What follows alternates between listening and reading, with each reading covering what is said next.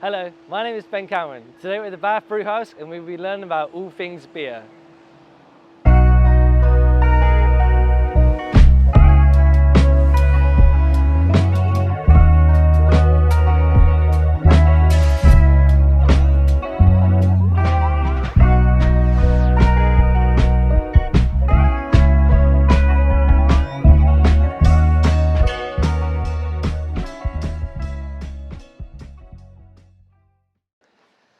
Over the last 11 years, this pub has been brewing beers on site and serving it up to thirsty locals.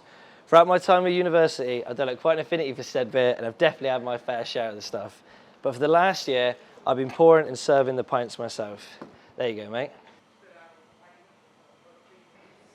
Cheers, mate.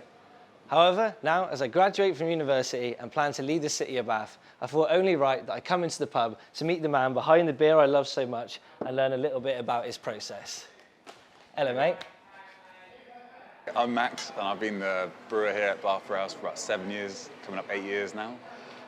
It's a really interesting job where I've been able to have a lot of creativity, introduce new beer styles to the pub that haven't been brewed before. Today we're making Gladiator. It's a typical best bitter, English style, English malt, English hops, English yeast, English water. It's the bread and butter style of the nation, really. It's probably our highest selling beer. It's really a beer for everyone. It's got this lovely, subtle caramel nuttiness that comes through from the malt. A nice clean profile with some nice flavours coming from the yeast as well. So yeah, it's a really interesting style and all year round, easy drinking beer, to be honest.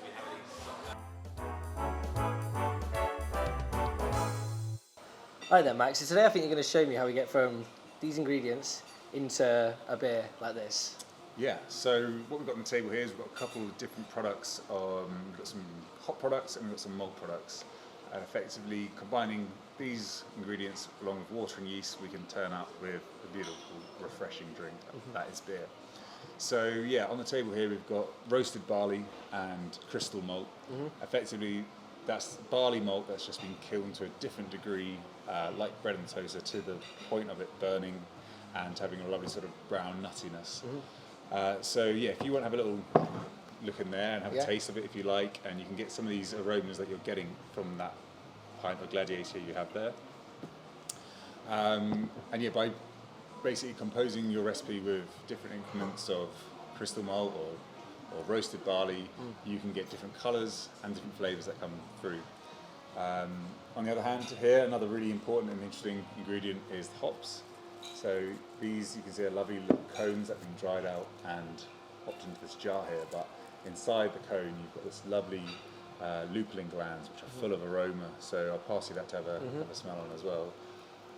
And yeah, all these interesting citrusy notes might be coming from there, nice. Floral notes, yeah. There's hundreds of varieties of hops out there, so again, another way to make your brew distinct and different from another one. So we're missing two other ingredients though. Yeah, true. So water, we can't forget about that. It's about 95% of the drinks. It's an important flavour to the beer as well. You know, if you've ever had water from different parts of the country, you can taste the difference.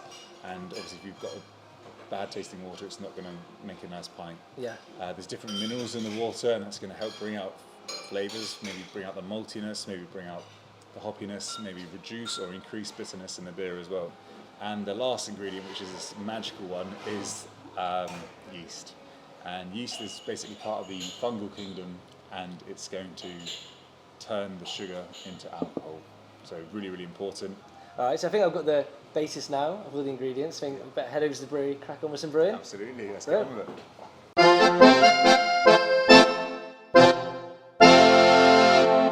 Alright, so yeah, basically in here is where we are able to extract all our sugars from the grain, which is vital to making beer.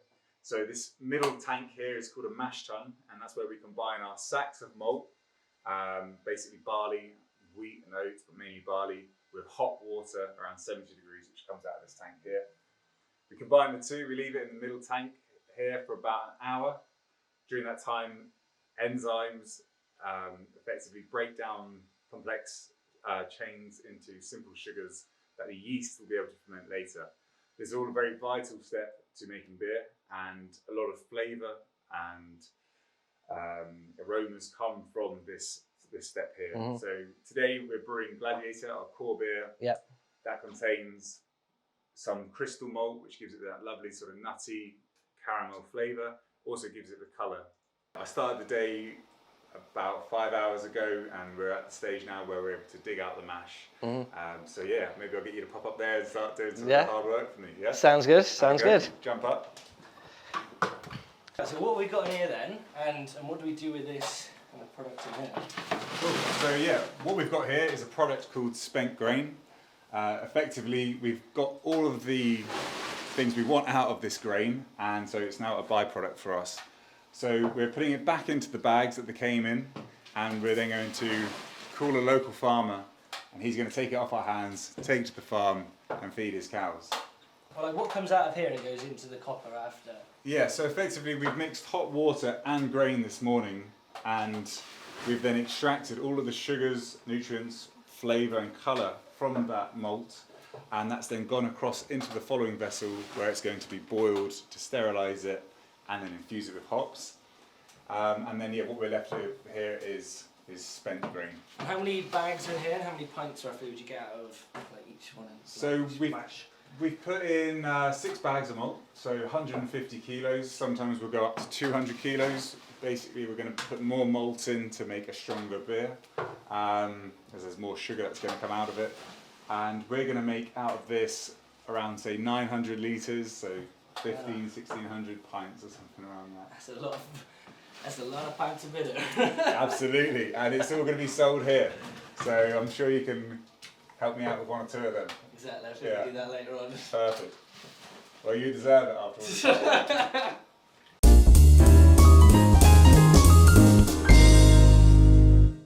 So we took the mash out of here. What then goes into this tank and what goes on in here? Yeah, so we've separated in the grains and the liquid, which is called wort. The wort has come across into here, and we've then brought it up to a boil, and now it's boiling for an hour. Yeah. The purpose of that is then to sterilise the wort. We're able to infuse hops. Hops are this incredible ingredient that has only been in the recipe for about 600 years. Yeah. Beer's been made for about 10,000 years. Okay. Yeah. So it's quite a recent one. Like that. Yeah. And the main reason why it became sort of major component of the beer making recipe was because it was a preservative, it was naturally antiseptic and fought off infection. We more commonly known hops for their flavour and bitterness compounds, which bring out that lovely sort of mouthfeel and aroma to the beers. So yeah, we're going to boil it here for an hour.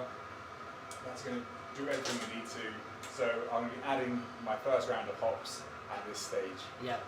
And so when people used to drink a lot of beer instead of water back in the day, is that because hops were in there and it was that antiseptic nature of it as well? Yeah, so here's hops have been packed into a small bale here.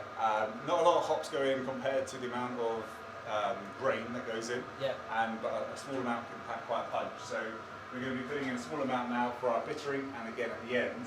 But yeah, to answer your question, the process of making beer is that you're sterilising the water source as well, so potentially that well or the river, whatever it was back in the day, was contaminated.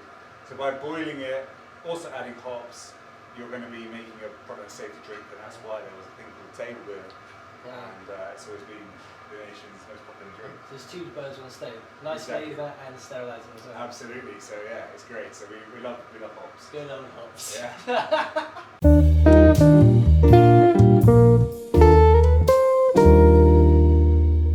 So we've been boiling for like an hour now. Yeah. What's the next step and where do we go from here? Cool, so effectively, we've achieved everything we need to at this stage. So now we can take the wort to the fermenter, which is upstairs. Cool. So we're basically passing it through a heat exchanger, bringing it down to fermentation temperature of around 20 degrees for ales and 10 degrees for lagers.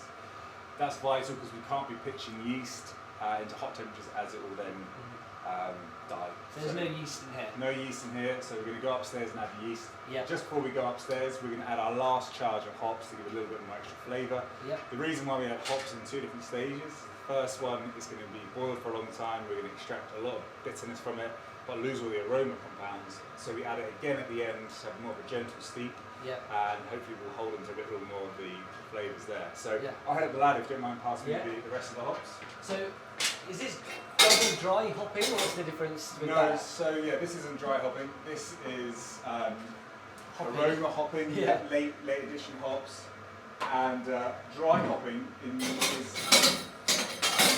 is upstairs. Okay. We do that when the beer is cold, generally mid-fermentation or at the end. Yeah. And again, the fact is that heat is going to damage these hops. So Okay. in that last edition there, we're not going to have as much flavour pickup as a dry hopping edition. But yeah, beer's an amazing subject, and we can talk about it for a long time. It does get very in depth, and there's so many questions to be answered. Yeah.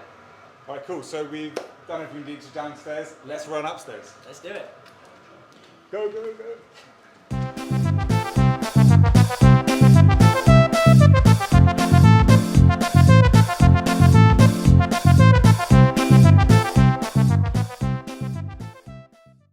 Alright, so we've come upstairs. 3 big tanks in here. What are these and where are we now? Yeah, so this is the fermentation room. This is where the wort from downstairs is pumped up, cooled down, fills one of the tanks, and it will then reside in one of these tanks for about 2 weeks, maybe a little bit longer for a lager, and that's due to the cooler temperatures. So effectively, what's happening here is we're pitching yeast, and the yeast will go through the process of breaking down those sugars and turning into alcohol, also releasing CO2 at the same time. Yeah. So this process will slowly happen over a week or two, depending on how much sugar we made downstairs and what temperature it is and what lager strain, if it's a lager strain or an ale strain. Effectively, temperature is very important at this stage, and a lot of flavours can be produced by the actual yeast that is added. And even though it's only quite a small ingredient that we add, it makes all the difference to the final product. Yeah. And how much yeast do you add in at this point? So you might be adding somewhere around like a kilo to about 900 litres. Okay. So not very much. The ratio, not very much. Exactly, yeah. So like, what's that, 0.1%? Yeah. And so it's steeping in here, the yeast is turning those sugars into alcohol. Exactly. How would you test the alcohol percentage, and how do you know when it's ready to take out? Cool, good question. So actually I've just taken a sample of today's wort. So at this point there's still no alcohol made, and it's just this sugary sweet liquid. So as you can see, it's got that lovely red colour from the slightly crystal malt that we added earlier on in the mash. But what we've got here is something called a hydrometer or a saccharometer. That floats around and measures the density of that liquid, measures how much sugar is in suspension effectively. So I can read that. I need to make sure that I always have the same number for the same brew. And every day I'll check this, and what's going to be happening is there's going to be less and less and less and less sugar, and it will then be turned into alcohol. I can then put those numbers into a formula, and it will tell me how much alcohol I've made. Okay, cool. So yeah, this is then a beer on day one,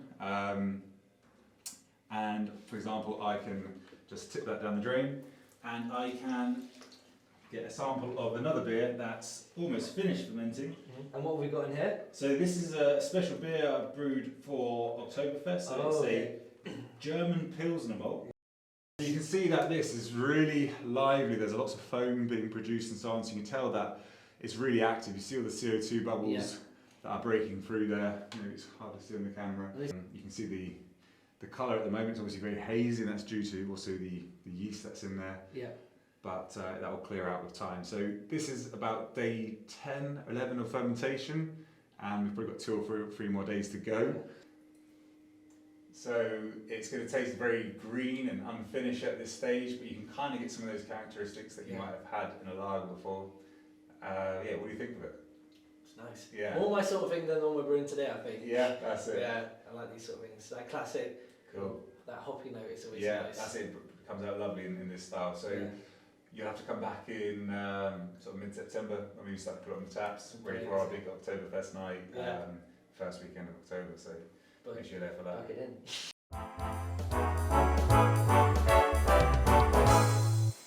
So now we've completed our tour of the brewery, and I've got to see a bit of Max's process. I think it's time that we actually try some beers, and we're going to put my my learning to the test and see if I can complete a blind taste testing and identify some of Max's brews.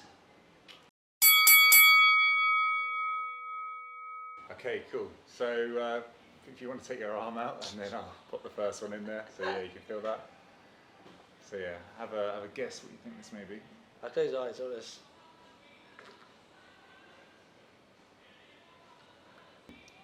want to say it's an IPA. Jungle or the Kolsch. Yeah, you're But right. I'm going to go for Jungle. It's jungle. Nice. Nice, all right. On to number 2 then, so I'll take that away from you. Can't have any more. Oh, that's the same one. Here you are, second one. Thank you.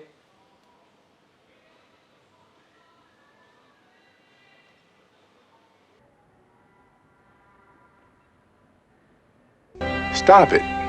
Get some help. Tropic. No. Oh, no. Have a good other one. What do you reckon? Pink Panther. Yeah, Pink Panther. It makes Mate, I tasted the tartness. and I just thought I went for it. It's really hard doing a blind taste test for sure. That was the red herring. All right, I the got- last one then. I'll think about this one a little bit longer.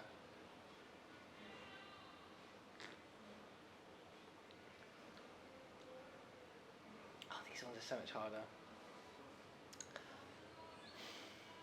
I kind of feel like you're going to go for Gladiator because that's what we've done today, but I don't think it is. And then we have six. Okay, I don't think it's Warrior. I don't think it's Emperor. I'm going to go for Gladiator.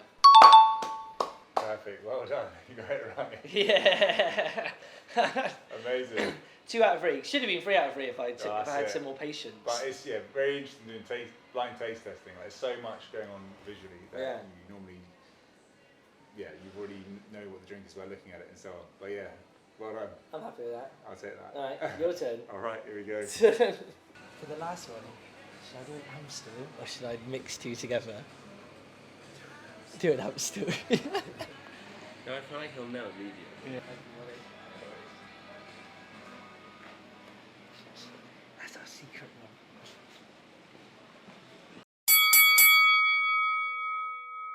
one. Alright, now it's turn for Max's go. 2 out of 3 is the score to beat.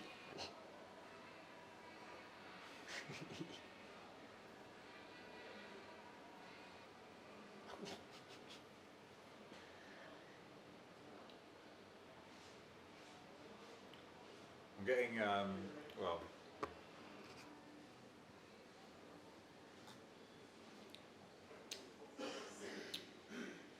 6.5 hours later. is it brass lager? No. No.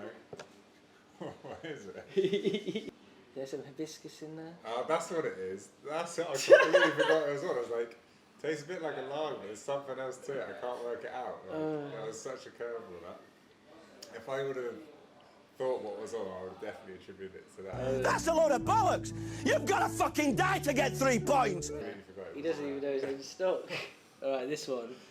I picked out all the hardest ones, I think, though. Yeah. That's either, I think it's probably Warrior. Or Commodus. I'm going to go Warrior. It's Emperor, isn't it?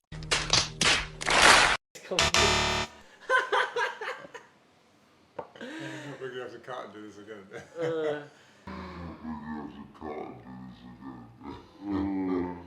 Alright, last one. Last one. Do an Amstel. You can taste so much more in a way when you're blindfolded. Yeah. Well, maybe I can't. What's this one? No, I feel like he'll know immediately. Yeah.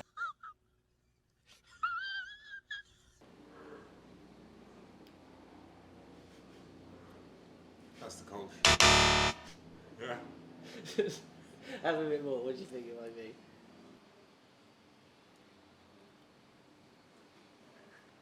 I'm going to go for Valkyrie. Don't do yourself dirty like that. What is it? Amstel. That wasn't fair. I was trying to work out what it was. Interesting, that's Amsterdam. Okay, I was like, there's not a lot going on here, but Well, there I we think go. that was 2-0 to me. Oh man.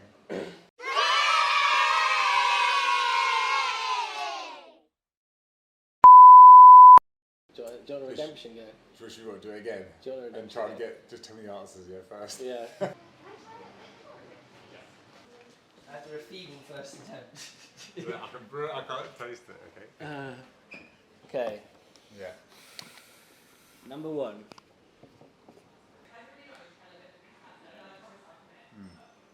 That's That's an easy one. You got it wrong.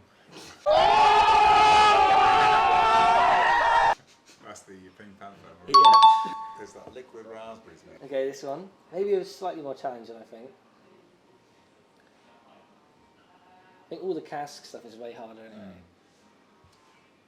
Yeah, they're less distinct from the range of keg stuff we have. Senator.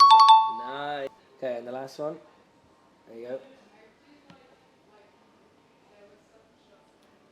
There's no mystery No, non-brew house there's stuff no this time. mystery non-brew house stuff this time.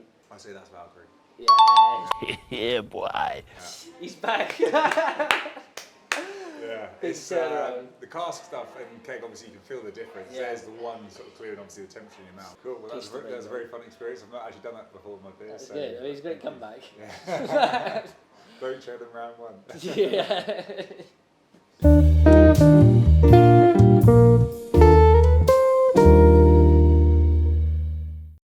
Thanks, Sam, mate. That was a lot of fun. Yeah, I've enjoyed it. Really Cheers. appreciate it. It's been great to see, an insight. All year I've been working here, I've got drips and drags from you, but it's nice to finally spend a day and kind of get to the bottom of it and just see everything and go through this experience. And it's been really fun. So thank you very much. So I guess kind of a few questions that have always been on my mind, I guess, that I've wanted to ask you really. And I guess the first one is, I think a lot of your beers have, especially the keg stuff, it's like they have that kind of. They all have that taste across all the beers, even the different types, like the sours, even the the lagers, the IPAs, and that. They do have that kind of something. It is that hoppiness, but there is something in there that they all kind of share. And I guess wonder where does that commonality come from, and kind of what would you say your style is, and maybe is that something I've assumed looking from the outside or from the inside? What do you think goes into your beers? Yeah, it's an interesting question. Actually, I've never really thought too much about it. I wouldn't say that there's such a signature flavour possibly across the range, but maybe there is. And I obviously have the same water for all the beers compared to other breweries in Bristol or further afield. Having the same malt supplier for most of the brews as well, and having then a few variations on the hops and the yeast that I use, there will be a crossover of flavour even from one style to the other. Yeah, I guess I brew beers what I like, and also interact with the audience and see what they like and what's worked well, what's sold well, and then do it again. And basically here you want to make sure stuff's drinkable and people can have more than one of it.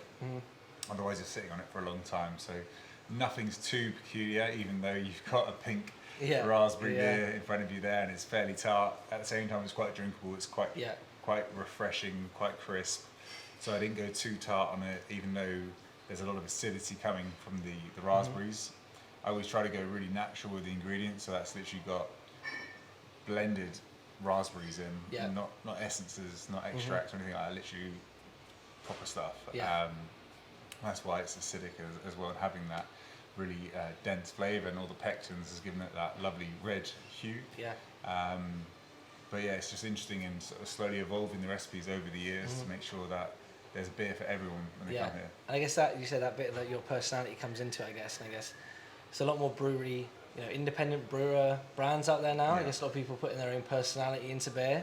Why has that taken off recently? It seems the last 10 years, and obviously I've only just got to the drinking age recently, so I've only started noticing it. So maybe that's not so true, but it does seem that recently there's been a big boom in independent breweries, more interesting styles, so maybe you'll correct me on that. I mean, it seems that people aren't really drinking bitters anymore. I know we made one today, and that's like kind of the baseline of drinking in Britain, say. But as the older generation get older, this new younger generation are coming through and wanting pink, ales and like IPAs, stuff like that. Where did that demand for that come from? Where do you see that going? Yeah, so like the craft beer revolution is started in the US maybe 30 years ago or so, and there was changes in the law in Britain on small brewers to have a sort of duty relief, tax relief, which allowed more microbreweries to be able to compete pound for pound next to the bigger breweries, so they could make a pint and still make a reasonable amount of profit. And the economies of scale, being a smaller brewery, makes all the difference. So that allowed lots of small places like this to start off, allowed us to be able to really make a beer and make it affordable for any person. So that sort of explosion from America then has gone across the rest of the world, and there's microbreweries in every country in the world now. And I guess there's an openness to trying different styles. It's not just having to be best bitters and lagers. There's all these interesting styles that kind of were from Belgium somewhat, like the fruit beers or the New England IPAs coming from the East Coast of America and so on. That's just two examples of what we've got in front of us, but there's evolutions constantly. It's a very exciting market. It's a very interesting world to be in. And yeah, it's going to keep on moving, and I don't know what the future holds, but definitely you see trends change. And just myself, like I'm now 31, and my drinking habits have changed over the years. I lived in Brussels for 2 years in Belgium, where I was drinking a lot of sort of stuff like that. And I kind of got fatigued a bit, and I wanted to go for something a bit more lighter, and went back into lagers again. So yeah. I was going to ask you about that, because I knew you had time in Belgium, and I'd say maybe that's where the seed was planted for brewing, maybe? Yeah, I mean, definitely. And obviously I know a little bit about it, but I guess you explain from what you're doing in Belgium and then what happened after that. Yeah, so I moved there back in maybe 2013, possibly. And my ex, she was studying how to brew beer, so she really got me into it. And so she was doing a course, and it was in French. She was a French speaker, and I didn't speak French at the time. So she sort of come back. Un petit peu de français maintenant. So yeah, so she was doing this course and then getting internships in breweries and so on, bringing me to these places and letting me interact with it all and see the motions like you've done today. And I really then got a taste of it. I thought, this is actually a bit of me. I like cooking, but I don't think I want to be a chef. But I quite like the idea of bringing ingredients together, calculating all these variables, time, temperature, etc., and coming out with a beautiful product that you can then go, actually, next time I'll do this, and next time I'll do that, and I've drunk this beer, and how can I recreate it? So definitely the interest started out there, to really appreciate good beer and what other styles exist. And then I moved back to England after being in Belgium for a couple of years, and I'd just done bar jobs over there, and then came back and I thought, all right, I'll get a job in a brewery, and did about 9 months in a small brewery near Heathrow Airport in London, and basically just picked up on the trade, just asking questions, doing my own research, going off to other breweries, meeting other brewers, and slowly picking up this bank of knowledge to make beer. This last question then. I know you're in here early every morning, coming from Bristol. Yeah. What is it about brewing that's got you up at that time every morning for the last 7 or 8 years?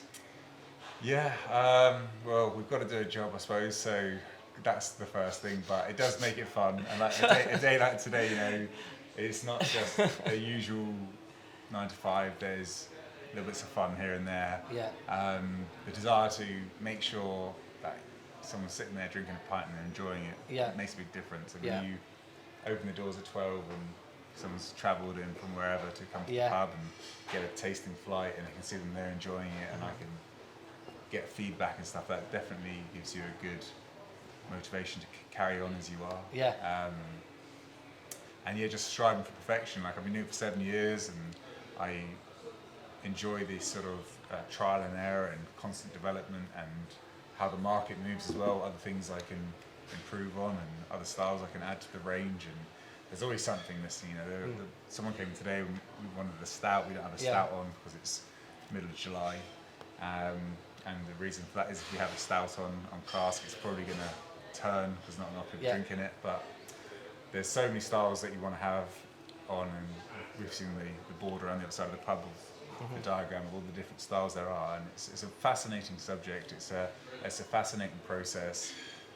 You always seem to find something else that you've not discovered before, and you go out and you try a new beer, you talk beer with someone else and you find something else you didn't know about, and so there's always something else to be adding to it. And you get to get drunk in the process. And there's a little bit of that as well. There's a few sweet things to do as well. So.